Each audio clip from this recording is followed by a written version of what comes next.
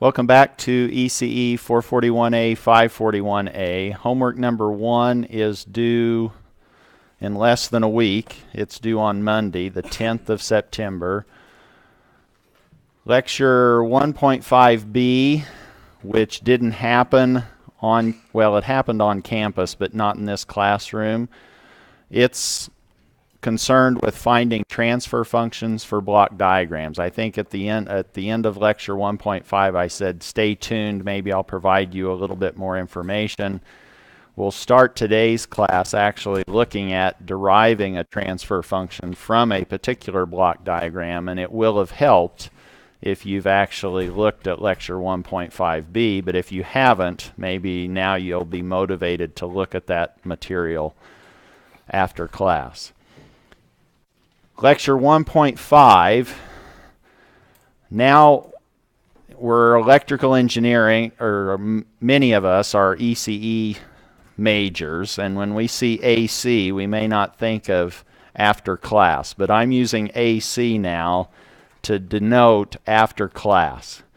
So if you see in a lecture title with AC notes, that means I've appended some after-class notes to what was actually communicated during the video portion or the live portion of that material. So I tried to go back in Unit 1 and append this terminology and say with AC notes, and that means maybe you might want to look at the back page or pages of those notes from that lecture to make sure that you fill in what I'm assuming you now have available to you in terms of resources and materials.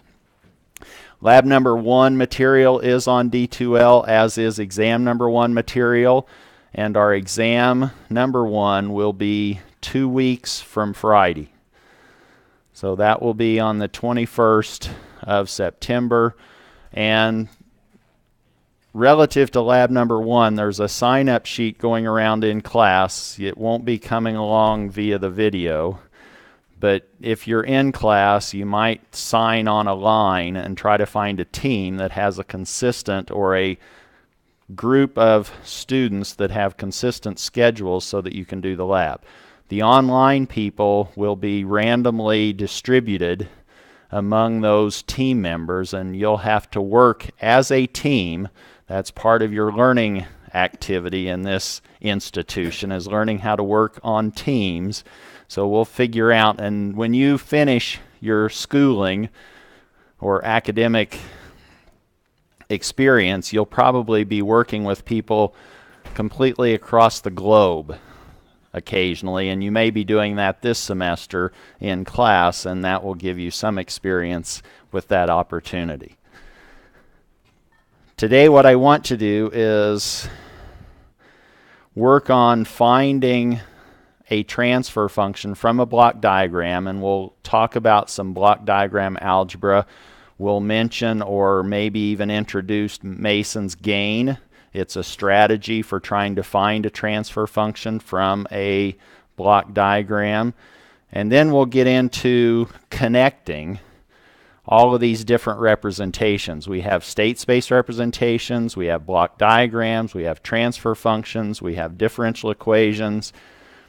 It's nice to be able to go back and forth between those different representations.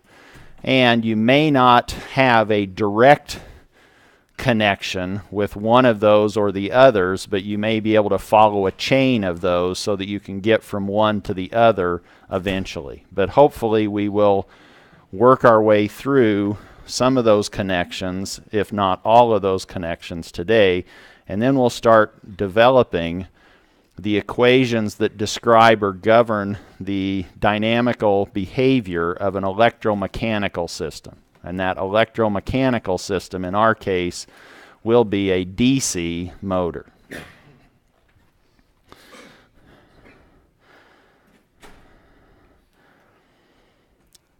I'm assuming, whoa, you probably don't want to see red, and we're still in the meditation state, aren't we?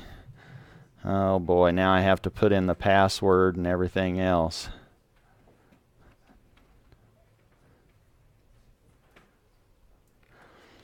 to get us awake this morning.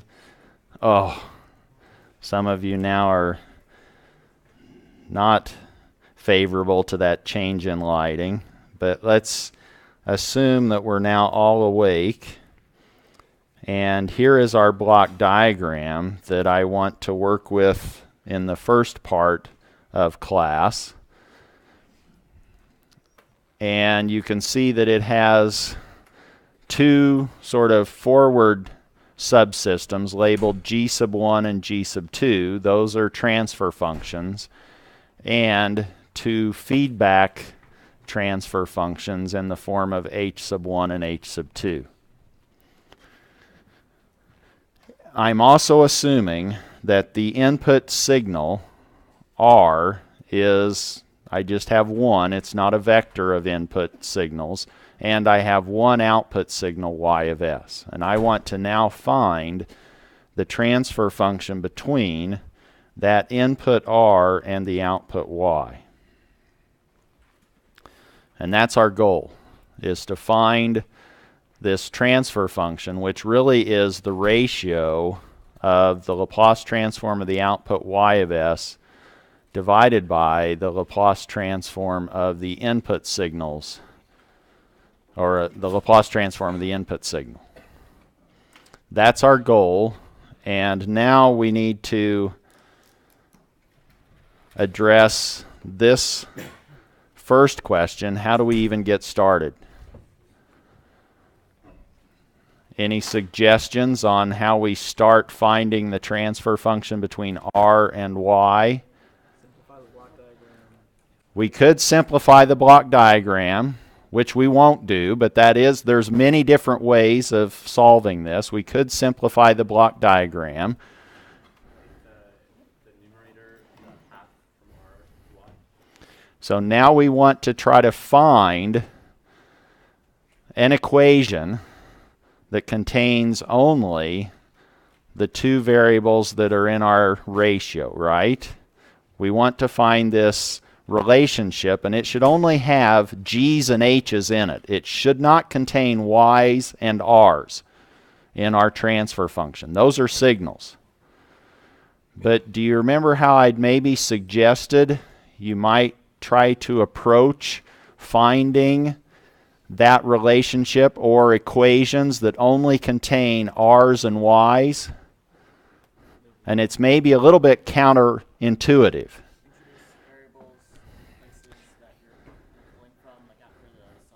So now we're trying to isolate on Y and R, and now I'm telling you to introduce more signals. The comment was, can we introduce a few more signals that might help or keep our job a little cleaner or make it a little easier? Again, there's many different ways of doing this. We could do some block diagram reductions or simplifications. That's one approach. But here, what I'm going to do is actually introduce some new signals. And where do we want to introduce those new signals? We're keying in on these summing junctions, aren't we? So now if we, let me call this one E sub 2, and maybe I should make, well, I think before I've labeled those as lowercase, but it doesn't really matter, just so that we know we don't want to have those around at the end. But now I've labeled the outputs of my summing junctions, and those are designed to help us figure out sort of intermediate expressions that will allow us to find eventually one equation that only contains R and Y in it, and obviously the G's. So we're trying to write equations in terms of R and Y, and what would the E of t expression look? I just made a mistake. Did you catch it? It's supposed to be E sub 2 of S. We're in the frequency domain, and so I always slap your fingers or your hands if you start mixing time domain and frequency domain. We're in the frequency domain, and we want to stay in the frequency domain. So now we're in E sub 1 of s and E sub 2 of s. What's the equation for E sub 2 of s?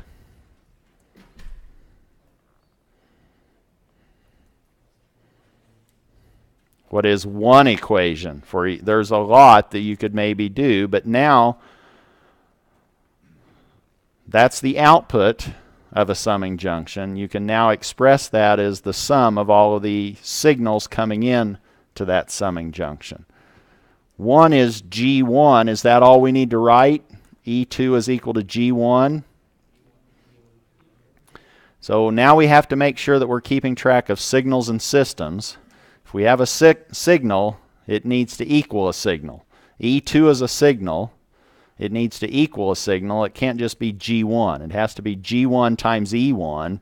So we're filtering E1 through G1 to obtain part of E sub 2. What else do we have? Forming E sub 2.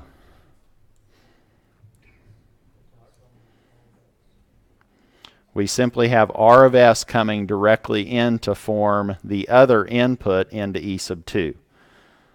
So what we're wanting to do is we're wanting to write equations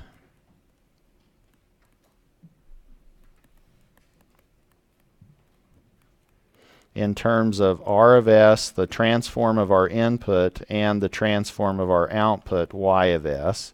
And then I said, well, now I'm going to throw a curveball. Let's introduce some new signals that are the signals at the output of the summing junction. And you just told me that E sub 2 of S is now equal to G sub 1 of S, E sub 1 of S, plus R of S. And I may get lazy and just drop all of those arguments, meaning square bracket S on all of those expressions.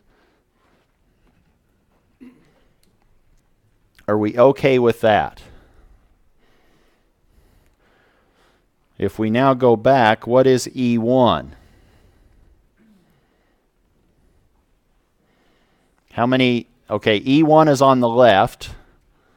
What's on the right of the equality sign? How many terms? There's 3 signals coming in, so we should see 3 pieces to that expression for E1. If we simply go counterclockwise around that summing junction, we could start at R. Then we have minus H2. And now it's really sort of personal preference what you do.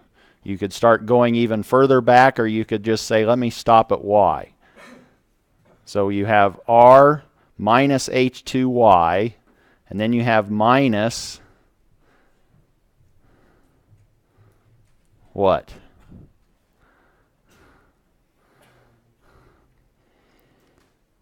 Just H1?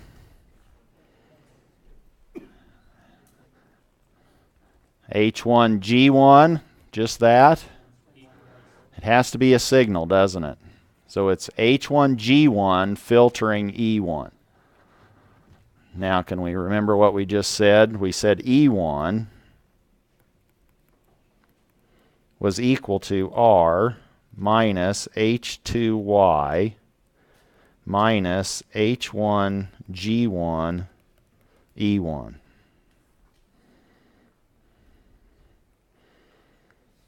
Is that okay? Is that consistent with what we had said before? I now can solve this equation for E1 in terms of R and Y by collecting the terms that are common with E1.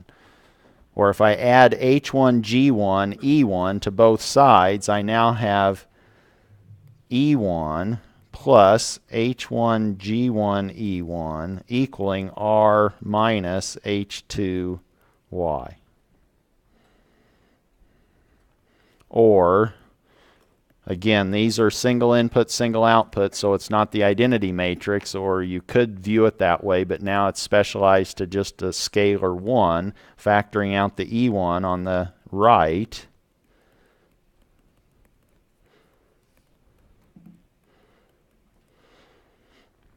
And I can now solve that for E1. And I now have an E1 expression in terms of really what I want, R and Y. E1 now is 1 over 1 plus, and do you mind if I stick with the alphabet ordering? These are single input, single output, so these do commute, these transfer functions. I can say H1, G1, and that's the same as G1, H1. So what I'm wanting to do is just say GH and put the 1s on the subscripts, where I have 1 plus G1, H1 times R minus H2 over 1 plus G1, H1 Y.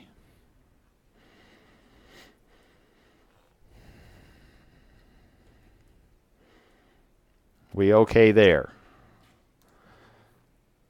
Now we could actually put that into the E2 equation and get E2 in terms of R's and Y's. Because eventually, if you look at this block diagram, what do we really want? We can see, I hope, from this block diagram that Y is equal to G sub 2 E sub 2. If we can now write E sub 2 in terms of R's and Y's, we'll have our one equation that only contains R's and Y's.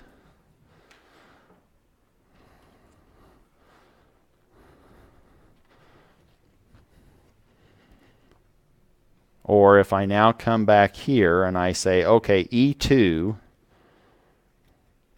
is G1, E1. So now I have E2 is G1 times all of this mess. So it's now G2 over 1 plus G1, H1 R minus G2, H2 over 1 plus G1, H1 Y.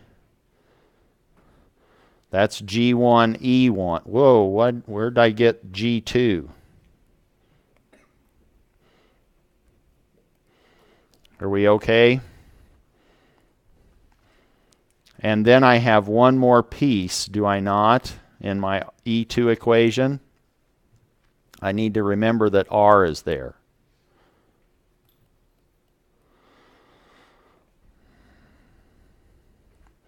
And now I can use that in my Y equation, which was G2, E2.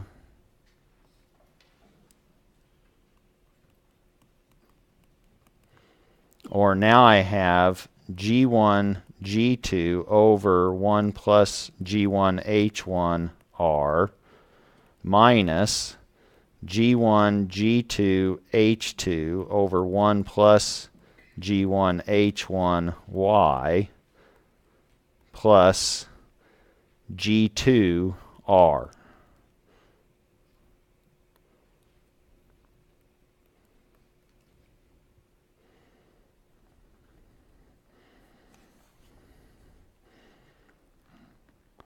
Are we okay? Now do you see that I have ratios of ratios? G1 could be a transfer function. G2 could be a transfer function. H1 and H2 could be transfer functions. In these square brackets, I have transfer functions divided by transfer functions. But for now, I'm going to just try to clean this up by clearing the denominator on the right-hand side by multiplying every term by 1 plus G1, H1. Or I now can rewrite that equation that I now have. This is all just algebra, and because it's dealing with a block diagram, we call it block diagram algebra. I now have 1 plus G1, H1 times Y is equal to G1, G2, R minus G1, G2, H2, Y plus G2, 1 plus G1 H1 R.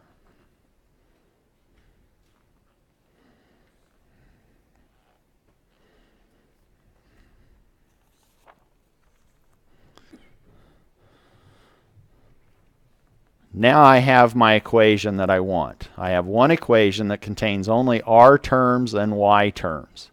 Let me combine all of my Y terms on the left, which provides me now with 1 plus G1 H1 plus G1 G2 H2 times Y is equal to G1 G2 plus G2 plus G1 G2 H1 R.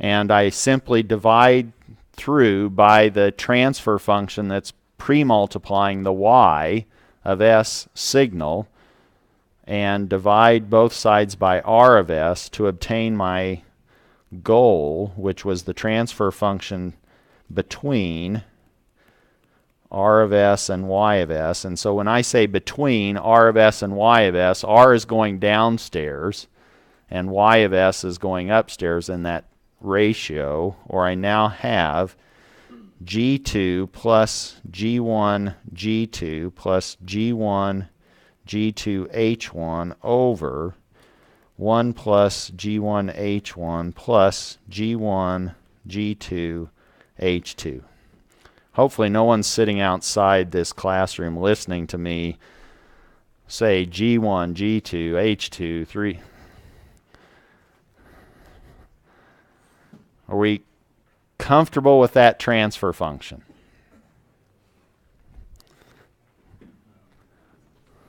Or did I miss some subscripts somewhere? This is now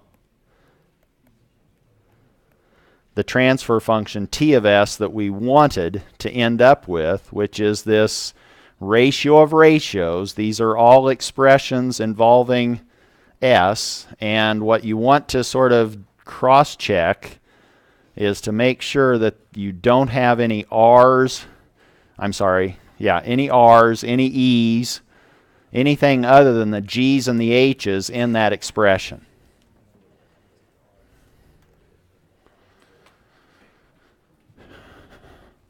Questions on transfer functions? G1 is some subsystem. G2 could be a subsystem. H1 is a subsystem, or it could be as simple as just being 1.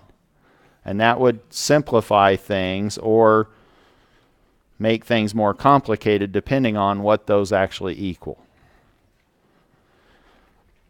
Let's now move to the next phase of today, which is to try to connect all of these different representations. This is just one representation, which was a transfer function. Let's now talk about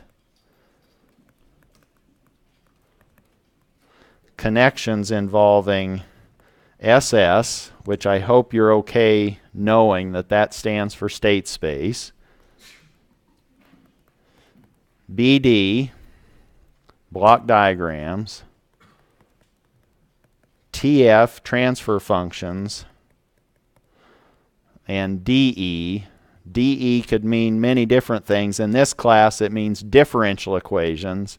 In a subsequent class, 442, 542, it might mean difference equations. All right, so that's what we want to do, is see if we can find our way from one to the other, maybe by going through a third. But let's look at a particular example.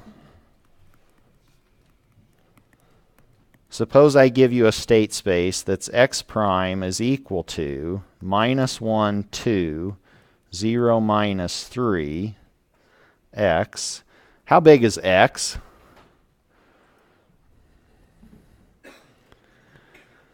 The vector x, is it a scalar? Is it 1 by 1?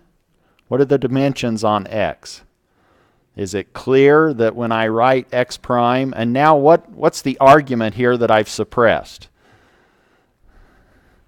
What's the argument on x? Where are we? Are we in the living room or are we in the dining room? Remember, we had to run over when we were moving between the time domain and the frequency domain. Where are we? We're in the time domain. That's a prime or a dot. It probably would have been more obvious if I would have dotted it. Then you would say, oh, that's a derivative. We take derivatives with respect to time. X is a vector that has two components, x sub 1 of t and x sub 2 of t, stacked on top of each other. And now, excuse me.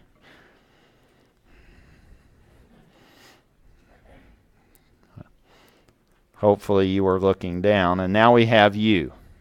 How big is u? Dimensionally. Based on this state space representation. How many components make up the u vector?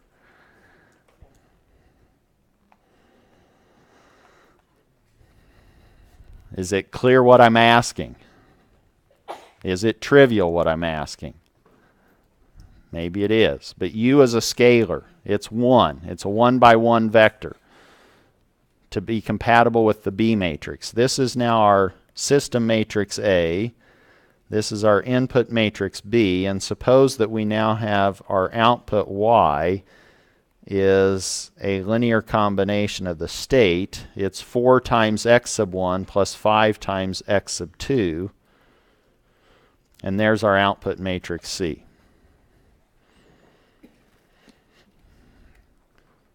With this state space representation, do you automatically envision an all-integrator block diagram associated with that?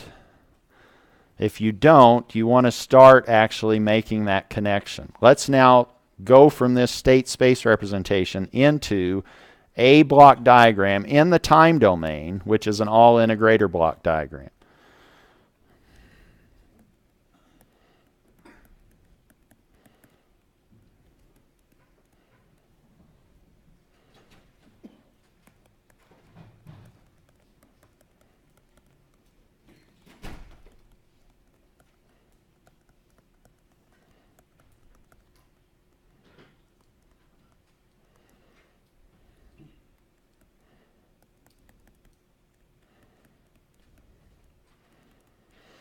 If it's an all-integrator block diagram, how many integrators do you think we have or need to build this block diagram?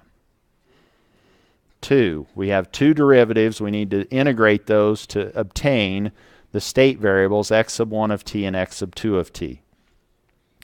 So if we wanted to, we could simply immediately say, okay, here's one integrator and here's a second integrator. And depending on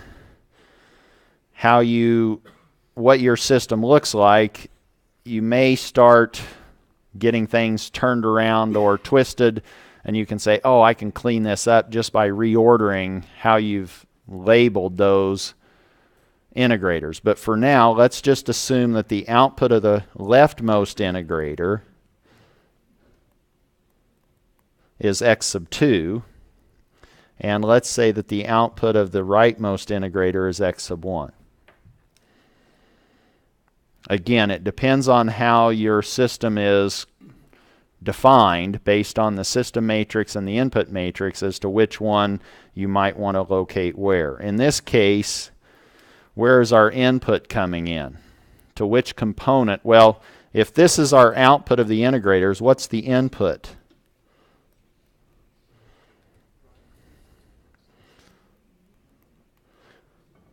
We integrate the derivative of x1, we get x1. We integrate the derivative of x sub 2, we get x sub 2. What we now want to do is build up by summing together the signals that make up x1 prime and x2 prime. What make up x1 prime? What makes up x1 prime? How many terms come in to make up x1 prime from that state space representation? 2. We don't have any input directly connecting x1 prime. We have minus x1, and we have 2x sub 2. And now we say, oh, here's x2. Let's scale that by 2 and feed that in. There's one piece of our x1 prime equation. The other piece is going to be minus 1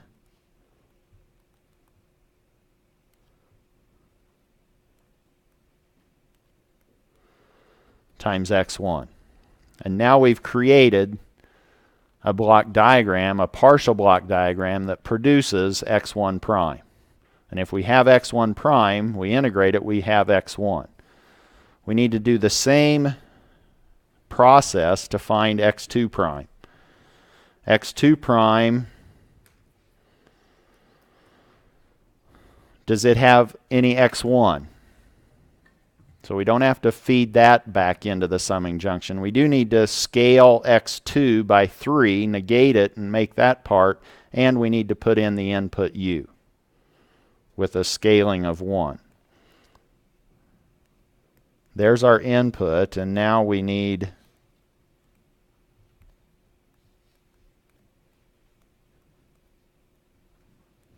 a minus 3. That's the dynamics of our system. How we see that in the external world is going to be through the output.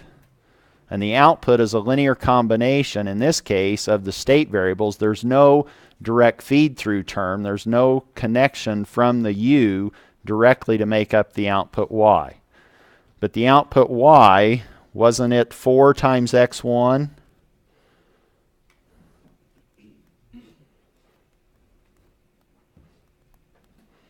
And 5 times x sub 2. Where do I pick off x sub 2? To the right of the 2 or to the left of the 2 block?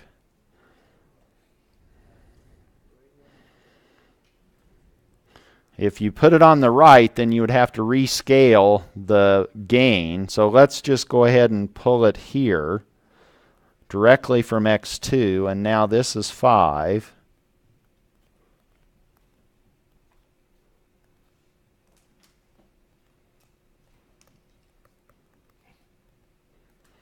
And there's y of t.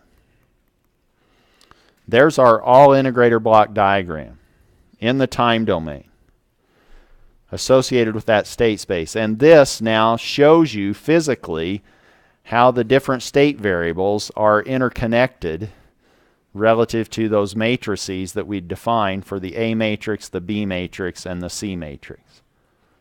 Now you have a picture, a block diagram of those differential equations, those coupled differential equations. Can we take this into the frequency domain? This block diagram.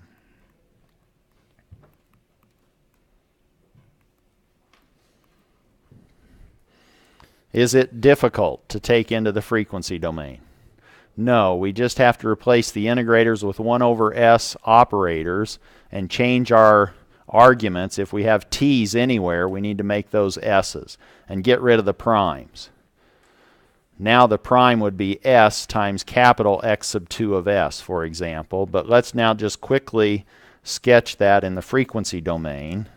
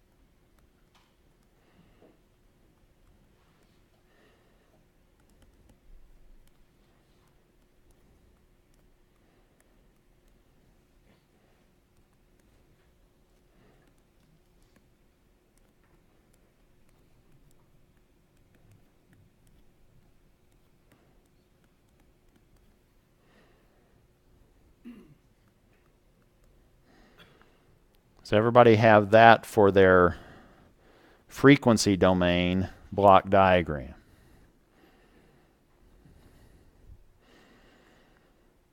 And from this, can you now we're in the frequency domain, we have a y of s and a u of s. Can we find the transfer function between u of s and y of s from this block diagram?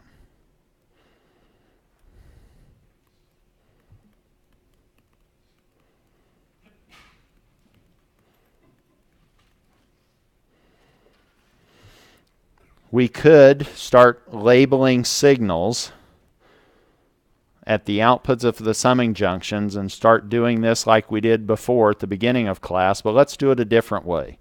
Let's use Mason's gain. How many have learned Mason's gain before? Show of hands. Not very many hands being raised. So,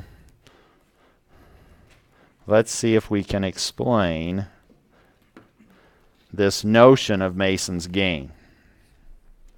Or how could you find the transfer function already based on what we've been given so far?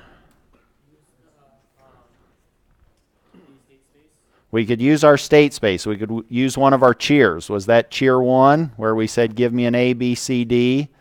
And then you had C times the quantity Si minus A inverse B plus D. You could use that to find this transfer function. But let's now find it from the block diagram in the frequency domain using Mason's gain. But we could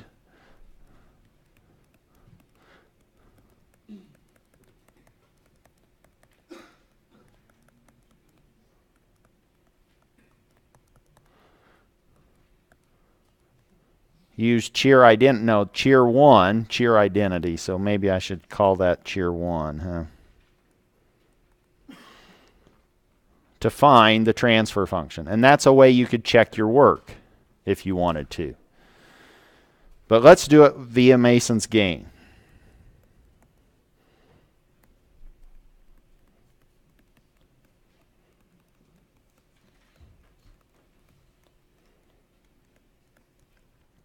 And Mason's gain is concerned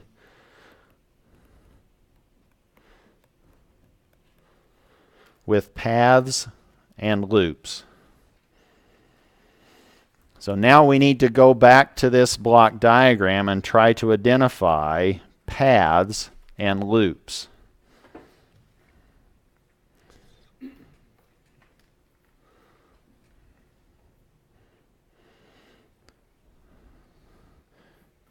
So let's now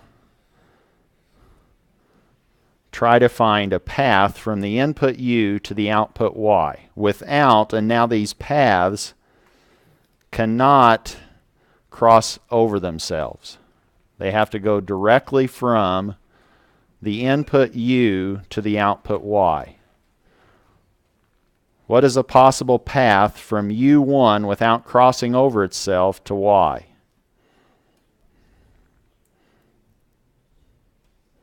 Could we just go right through there to get to Y? And what have we touched? What gains have we run through with that highlight to get from U to Y? What's the gain associated with that path? It's 1 over S times 2 times 1 over S times 4.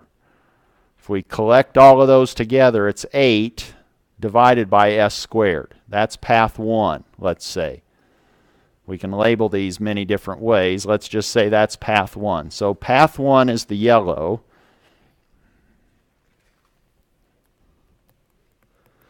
Is now 8 over S squared. Do you see any other paths to get from U to Y that's distinct from the yellow path or path 1? Can you now, and so you don't want to go against arrows in these paths. You have to follow the direction of the arrows in order to get from U to Y. So now can we go up and go through the 5 And yes, we can. So now let's say that this is now path 2, the blue highlight. And what's the gain associated with path 2? 5 over s. Is everybody comfortable with that path, the blue path, path 2?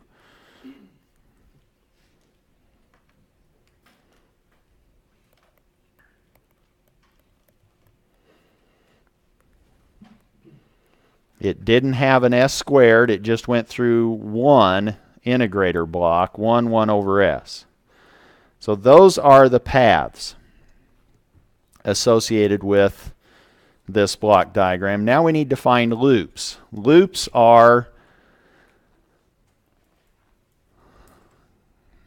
what do I want to say? Connections that basically start at one point and come back and touch themselves again without crossing over themselves. And sometimes these paths and loops, do you see any other paths before we move on? We're not going to spend too much time. There are no more paths in this, but sometimes paths can get lost or buried in these block diagrams, depending on how complicated they are. But now we want to try to find loops. And a loop, maybe it's easier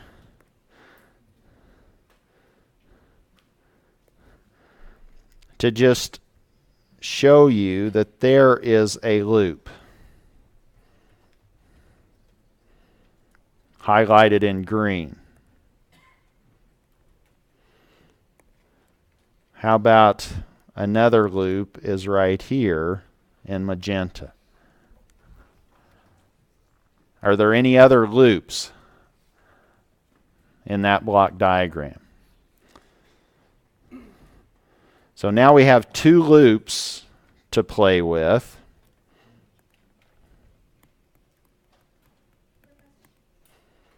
Yes, just a minute. So here's loop 1, let's say, is minus 3 over s. Was that this one? And loop 2 was now minus 1 over s, and that one I think was the green. Was there a question?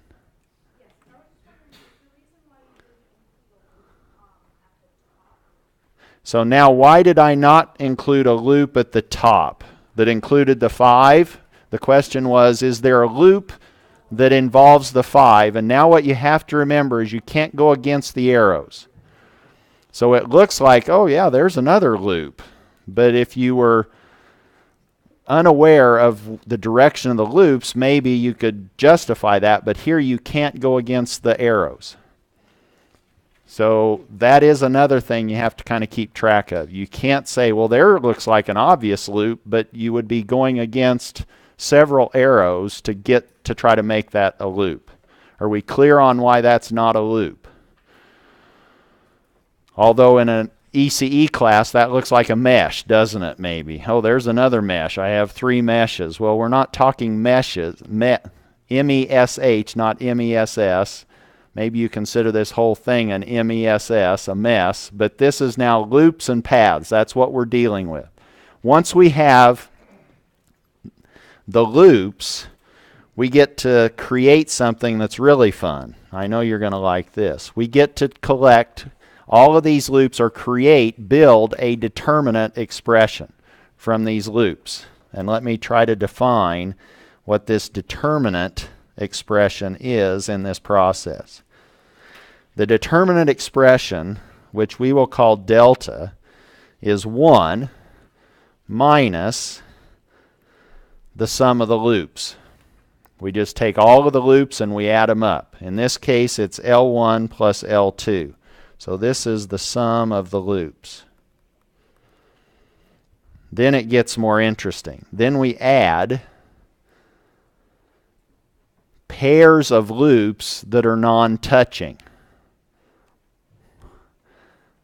So here, we're alternating signs in this combination of the determinant. Here, if we go back, do these loops touch each other? meaning is one loop inside the other, or if I removed a piece of one loop, would that break up the other loop? No, these are actually non-touching loops. So we do have one pair of non-touching loops in this block diagram. And we do the product of those non-touching loops. So we have the product of the pairs of non-touching loops. So we have the sum of non-touching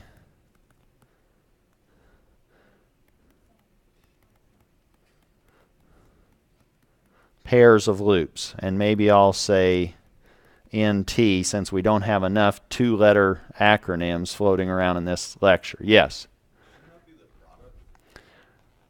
So it's the product of the sums. I'm sorry, it's the sum of products.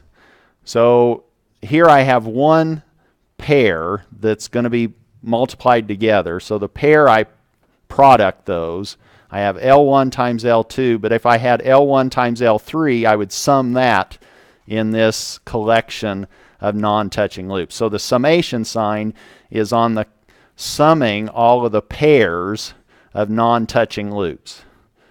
But everything now is going to be a product. So we started with L1 plus L2. That was just isolated loops. Now we're taking pairs. We product those pairs. So it's the product of pairs, the sum of products of pairs of non-touching loops. Yes? So if you have two loops touching each other and one not, what would that look like? So now if we had a situation maybe where we had a loop here and we had a loop here and maybe we had a third loop here, what would that look like? So here's L1, let's say here's L2 and here's L3. So now which loops touch? L1 touches L3, so that we wouldn't include in our pair. But if you just looked at this, you would say, oh, L1, L2 plus L1, L3 plus L2, L3 plus L1, L3. And then you would say, which of these are touching? You would say, that one's touching, so I can't include that. L2 and L3 is touching, I can't include that. Am I missing a combination? So now we would only have L1 times L2 in that sum. Is that clear? But we're not finished yet. You can see maybe where we're going. Now we need to take a triplet, 3 loops that are non-touching and form their product. And how would we combine those? Well, we would negate the sum of those triplets of non-touching loops. And then we add in groups of 4. We product 4 loops that are non-touching and we sum up all of those. Then we subtract loops, combinations of 5 loops that are non-touching. And we sum all of those. Do you see where this is going? And we just keep going until we run out of combinations. But here, if I can somehow, I can do this maybe. Add in some space. Now I want to subtract this sum of non-touching triplets or triples plus the sum of non-touching quads minus the sum of non-touching 5 tuples, etc.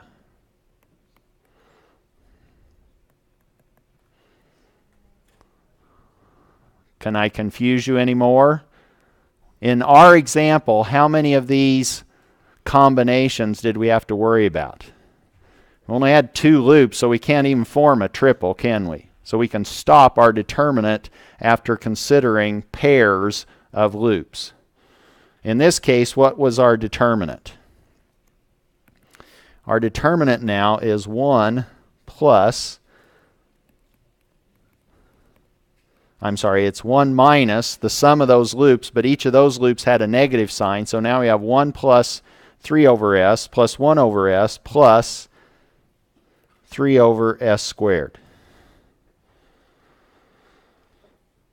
And if you wanted to, you could put all of those over a common denominator, and you now have s squared plus 4s plus 3. And there's the determinant associated with this block diagram. We'll pick up somewhere, maybe even after class, with cofactors, and then we'll be able to combine all of these. But we have cofactors whenever we have determinants, and we'll have to figure out what we mean by cofactors. And we'll pick up at that point somewhere.